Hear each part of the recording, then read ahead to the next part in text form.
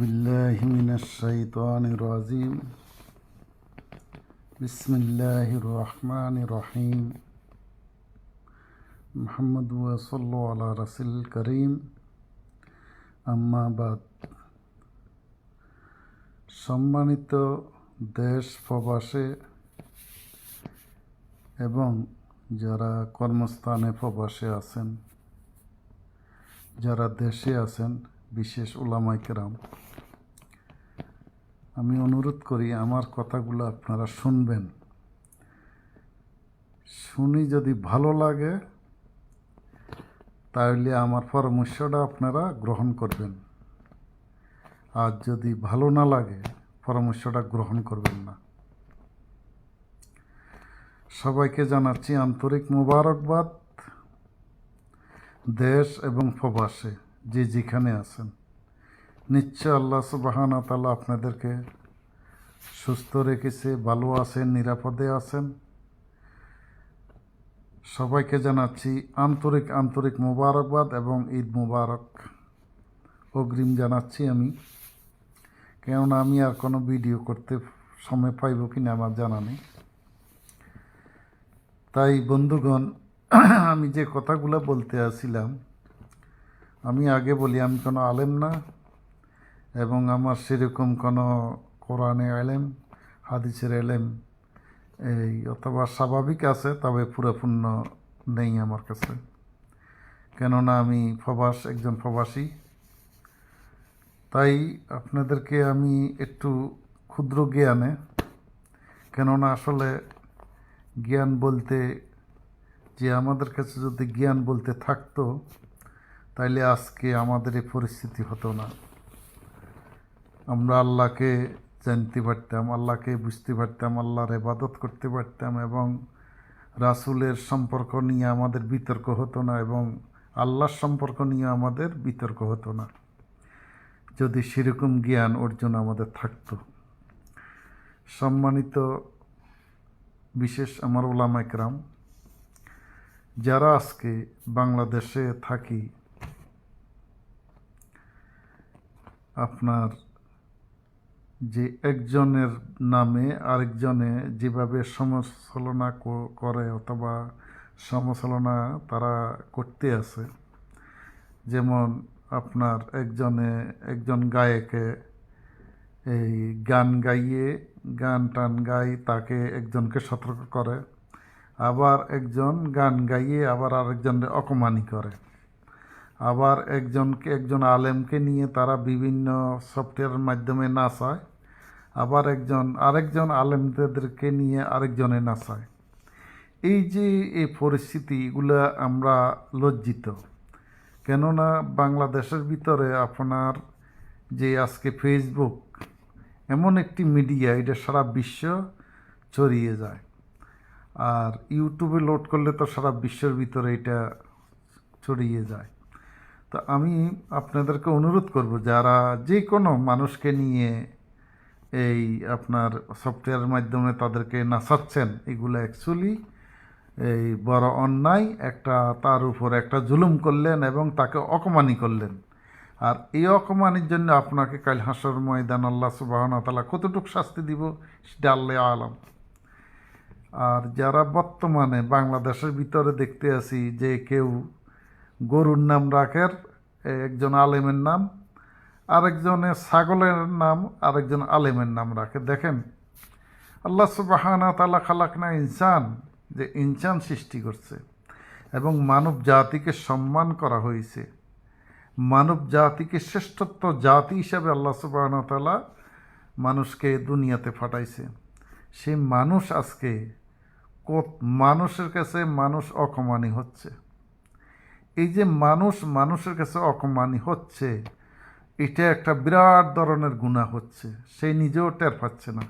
কিন্তু কতবা যেই একজনের নামে একজনে যদি তার নামে যদি অথবা গীপত গায়, আর যদি সেই গীপত যদি তার মৃত্যু ভাইয়ের মাংস খায় তাইলে সে কত বড় অপরাধী, তাহলে কত বড় ঘৃণা পর্যায়ে পৌঁছে গেছে।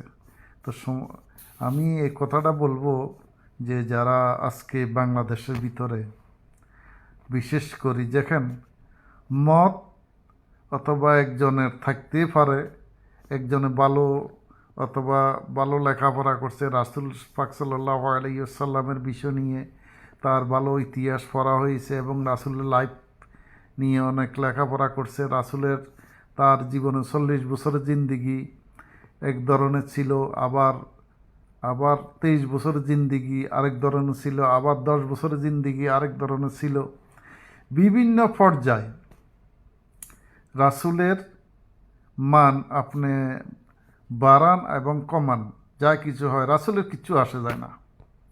এবং রাসূল পাক সাল্লাল্লাহু আলাইহি ওয়াসাল্লাম যদি রাসূল যে আমাদের নবীদেরকে নিয়ে যদি কেউ কোনো ধরনের কোনো মন্তব্য করে, আল্লাহ রাসূলের কিচ্ছু আসে যায় না এবং আপনি নিজে ক্ষতি হবেন।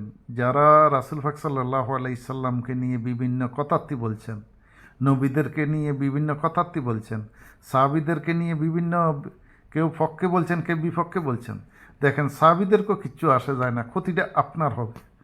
যারা নবীদেরকে নিয়ে ধারণা নিয়ে, রাসূলদেরকে ধারণা নিয়ে বিভিন্ন পর্যায়ে যেটুক আপনার এলেম আছে এতটুকু আপনি বলুন, অন্য ধরনের কথা বলা ঠিক না। কেননা আমাদেরকে আল্লাহ সুবহানাহু ওয়া তাআলা কি বলছে? আল্লাহ বলছে যে ইনকুনতুম তুহিব্বুনাল্লাহ, যে আল্লাহ সুবহানাহু ওয়া তাআলা যে কথাটা বলছে সেটার উপরে আপনি আমল অটল থাকতে পারেন, যে আপনি এই কাজটা করতে পারেন, যে কিটা, যে কাজটা আপনার যে আল্লাহ যেটা বলছে যে নবীকে অনুকরণ করো। কেননা তোমাদের সংসারের জীবনে, তোমাদের লাইফ, তোমাদের মডেল হলো মুহাম্মদ সাল্লাল্লাহু আলাইহি সাল্লাম। নবী যা যা করছে তা তাই করো। নবীজি এবং যা যা ছেড়ে দিতে বলছে সেটা ছেড়ে দাও। নবী করিম সাল্লাল্লাহু আলাইহি সাল্লাম যেটা যে উনি নিষেধ করছে সেটার থেকে বিরত থাকো। এটার নাম বা ইসলাম। আজকে আমাদের দেশে মাশাআল্লাহ, আমাদের দেশে যেভাবে দেখেন, আপনারা যেভাবে গান বাজনা নিয়ে অথবা গান গাইয়ে দিনের দাওয়াত দিচ্ছেন, এগুলো কোনো ইসলাম না, এটা কোনো দিন না, এটা কোনো তৌহিদ না, এটা কোনো রেসালাত না। আপনারা যেসব হাকিকতের কথা বলছেন এটা কোনো হাকিকত না, এটা কোনো আপনার হিকমা না, যে গান গাওয়াটা হিকমা না। গান গাওয়াটা একটা শয়তানের একটা অংশ।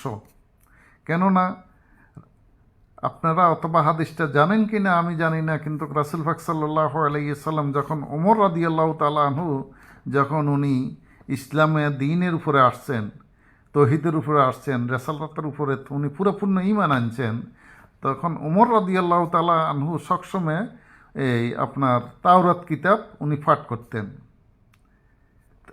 তো রাসূল পাক সাল্লাল্লাহু আলাইহি সাল্লাম দেখলেন উনি একদিন তাওরাত কিতাব পড়তে আছে, তখন আল্লাহ রাসূল কি বললেন? বলছেন, ওমর, যদি মূসা নবীও যদি থাকতেন, তো এই মূসা নবীও মুহাম্মদ সাল্লাল্লাহু আলাইহি সাল্লামকে অনুসরণ করতেন। কেননা চূড়ান্ত নবী, এটাই আমাদের শ্রেষ্ঠত্ব নবী, ইয়ার পর আর কোন নবী আসবেন না, চূড়ান্ত নবী আমাদের। তো এই জন্য বলছি, আমি আমার কথা অথবা ভুল হইতে পারে, তো এই জন্য বলছি, দেখেন এই যে তাওরাত কিতাব পাঠ করলো ওমর রাদিয়াল্লাহু তাআলা আনহু, যে আল্লাহ রাসূল নিষেধ করলেন যে যদি মূসা নবীও যদি দুনিয়াতে থাকতেন তাহলে মুহাম্মদ সাল্লাল্লাহু আলাইহি সাল্লামকে অনুকরণ করণ লাগতো। তাইলে আল্লাহ রাসূলে কি কথাটা বলছে? তাইলে আপনারা একটু সতর্ক থাকুন। কেননা আপনারা যেভাবে একজনের উপরে একজনের কাদা ছোড়াছুরি করছে, এই যে বাংলাদেশের ভিতরে যারা আম জনতা, তারা এক গরুর নাম রাখতে আছে এক আলেমের নাম, আর এক ছাগলের নাম রাখতে আছে আলেম নাম। পশুয়ে মানুষের সাথে পশুর কোনো তুলনা হয় না।